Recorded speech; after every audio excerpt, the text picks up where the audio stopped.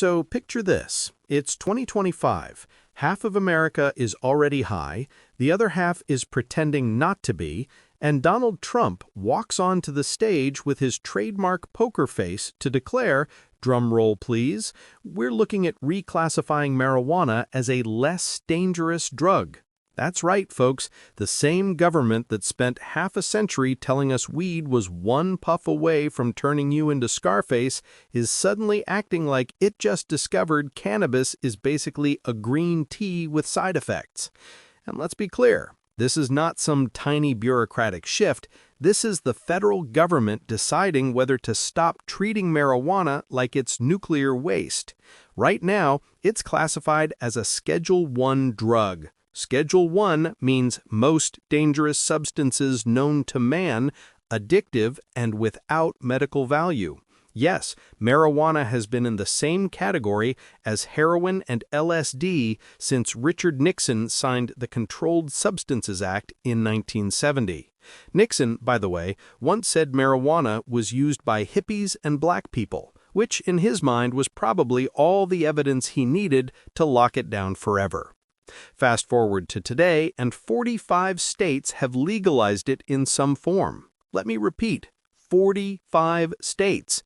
That means the only people still clinging to the idea that weed is Satan's lettuce are federal bureaucrats, church pastors with side hustles in cocaine, and your uncle who thinks Reefer Madness was a documentary. Meanwhile, marijuana dispensaries are now shinier than Apple stores, and they sell everything from gummies to vape pens with names like Cosmic Pineapple Death Ray. So what happens if Trump follows through? Marijuana gets bumped down to Schedule III. That's the same level as Tylenol with codeine, steroids, and a bunch of other drugs your gym bro already buys under the counter. What does that mean? It means doctors can prescribe it. Pharmacies can stock it, insurance companies might even cover it, and most importantly, federal agents can finally stop acting like they're busting El Chapo every time they catch a guy with 2 joints and a bag of Doritos.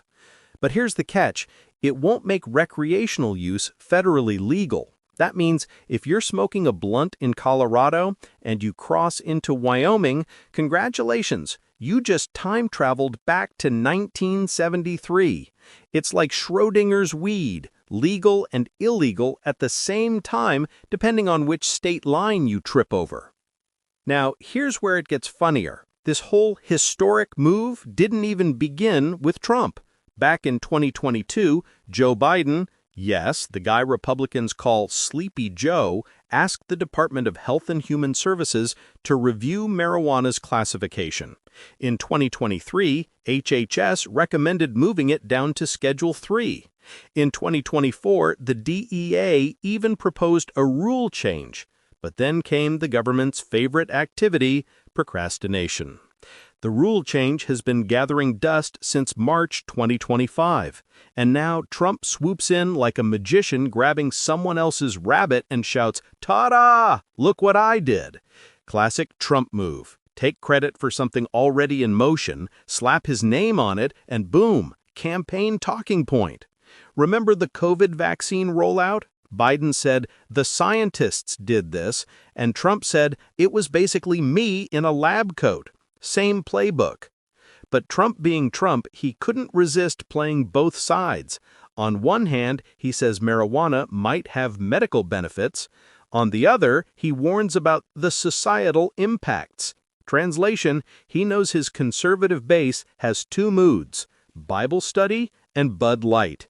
Half of them still think marijuana is a communist plot, and the other half are already so baked they think Trump is the second coming of George Washington. And that's the real circus here. America has been arguing about marijuana for decades, and every administration treats it like the political version of a hot potato.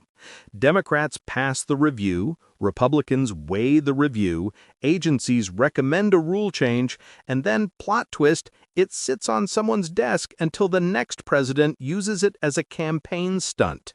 Meanwhile, the rest of the world is cashing in. Canada legalized it years ago. Germany is rolling out recreational legalization. South Africa said you can grow it at home. And here's America, the so-called land of the free, still debating whether Snoop Dogg is a menace to society. Let's not forget the economics. The cannabis industry is now worth billions. In some states, marijuana taxes make more money than alcohol taxes.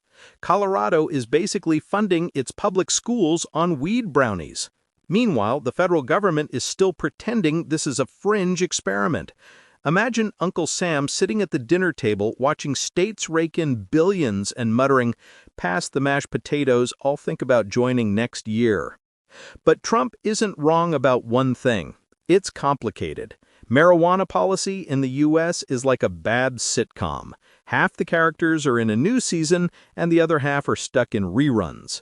On one side, you've got medical patients who swear cannabis is a lifesaver for pain, seizures, anxiety, and 100 other conditions. On the other side, you've got moral crusaders warning that if you legalize it, society will collapse into a giant cloud of smoke and drum circles. Spoiler alert, society is already collapsing, and weed has nothing to do with it. So what's next? If Trump reclassifies marijuana, it will be the biggest federal shift in drug policy since Nixon started the war on drugs. But it won't end the debate. It won't make recreational weed federally legal, it won't fix the patchwork of state laws, and it definitely won't stop cops in Mississippi from throwing a college kid in jail for 2 grams while Wall Street investors in California get rich selling weed-infused dog treats. And that's the real joke. Marijuana legalization in America is a tale of 2 nations. For some, it's a business opportunity. For others, it's still a prison sentence. Until the federal government resolves that contradiction, reclassification is just a baby step. A big baby step, yes, but still just a baby step. So will Trump actually do it?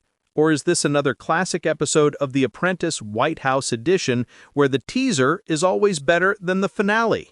That's the cliffhanger, folks. Light one up, stay tuned, and don't forget, the only thing more addictive than weed is watching politicians argue about it forever.